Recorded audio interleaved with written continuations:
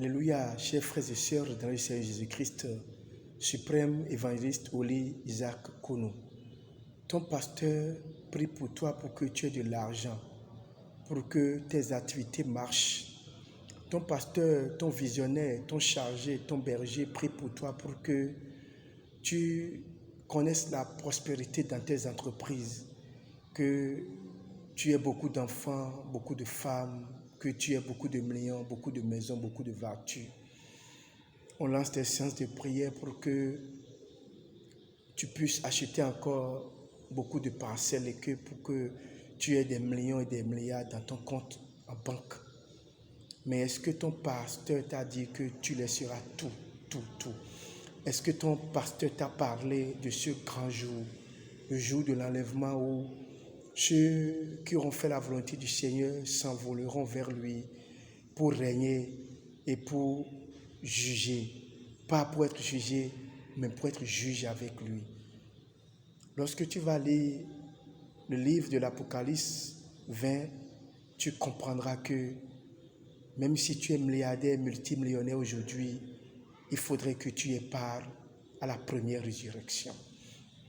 Chers frères et sœurs dans le Seigneur Jésus-Christ, les chrétiens d'aujourd'hui ne veulent plus penser à demain, ne veulent plus penser au paradis.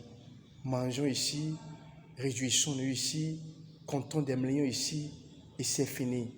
Parce qu'on leur a dit, on leur a dit que rien n'est après la mort, que tout est ici. Apocalypse 20, verset 4.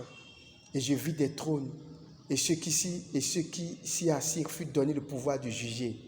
Et je vis les âmes de ceux qui avaient été décapités à cause du témoin de Jésus-Christ et à cause de la parole de Dieu, et de ceux qui n'avaient pas adoré la bête ni son image, et qui n'avaient pas reçu la marque sur le front et sur leurs mains. Ils revinrent à la vie et ils régnaient avec Christ pendant 1000 ans. Quand je continue avec le verset 5 qui est très intéressant, les morts ne revinrent point à la vie jusqu'à ce que les 1000 ans fussent accomplis. C'est la première résurrection. Est-ce que tu vivras encore 1000 ans dans le tombeau ou bien tu vas revenir à la vie au moment de l'enlèvement? La première résurrection, tu dois faire part à la première résurrection. Tu dois vivre la première résurrection. Tu dois vivre l'enlèvement. Le verset 6 qui dit « Heureux et saints sont ceux qui ont part à la première résurrection. La seconde mort n'a point de pouvoir sur eux, mais ils seront sacrificateurs de Christ et ils régneront avec lui pendant 1000 ans. » Auras-tu part à la première résurrection? Auras-tu part à l'enlèvement? Question pour toi, chrétien.